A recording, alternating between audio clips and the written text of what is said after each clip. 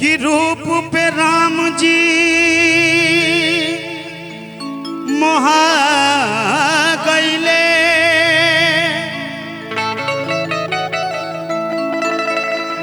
रूप पे कृष्ण जी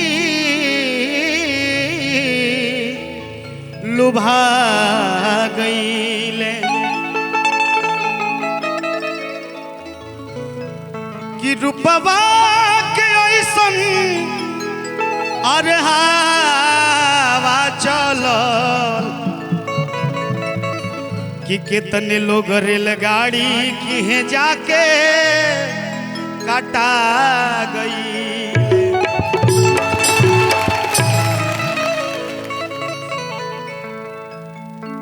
ऐसा ही एगो लड़का एगो लड़की के देख के आ पहिल के मुलाकात में दिले दे बैठता, यहाँ तक तो कि अपन किडनी गुर्दा कुल ही दे देता। कौना भाव में कहता कि अरे तोहरा बिना खाना पीना अलग गोरी की बेकार हो,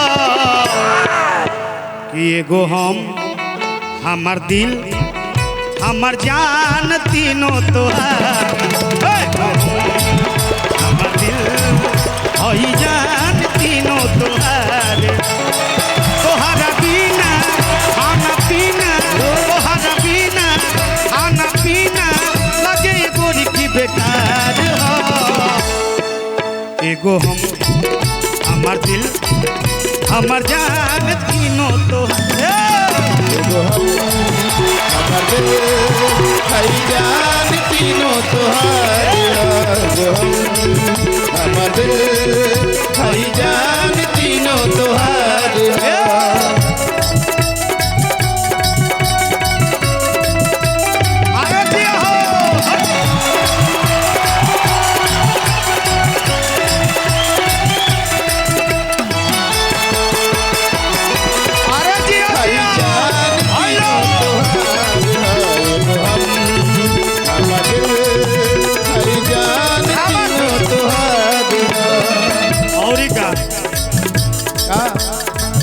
जब से देखले बानी रानी तोहरी चढ़ल जवानी हो, जब से देखले बानी रानी तोहर चढ़ल जवानी हो, ठीक से ना हम खाना खानी ना पीले पानी हो, ठीक से नहीं खाना खानी ना पीले पानी हो। देखो तुम्हारा चक्कर में 2-4 घंटा ना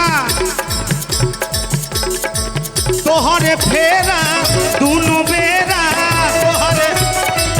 दोनों बेरा तोहरे फेरा दोनों बेरा दिल हमार बेकरार हो,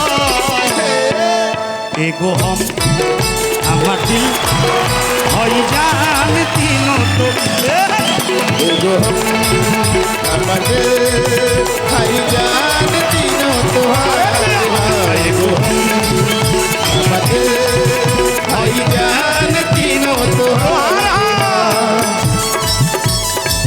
क्या बात है?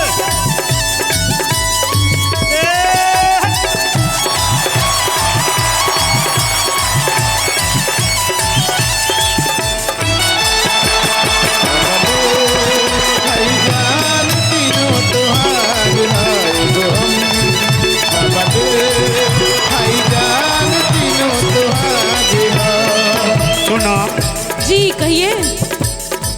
देख के गइलू पियो गए गोरी रोक तोहरे लगावल हा, देख गइल बियोगी गोरी रोगी तोहरे भरावल हा, पहिले रही दीवाना हम तो पागल तोहरे बनावल हा, पहिले रही दीवाना पागल तोहरे बनावल हा, अरे पहिले रही दीवाना हम तो पागल तोहरे बनावल हा, पहिले रही दीवाना हम तो पागल तोहरे बनावल हा।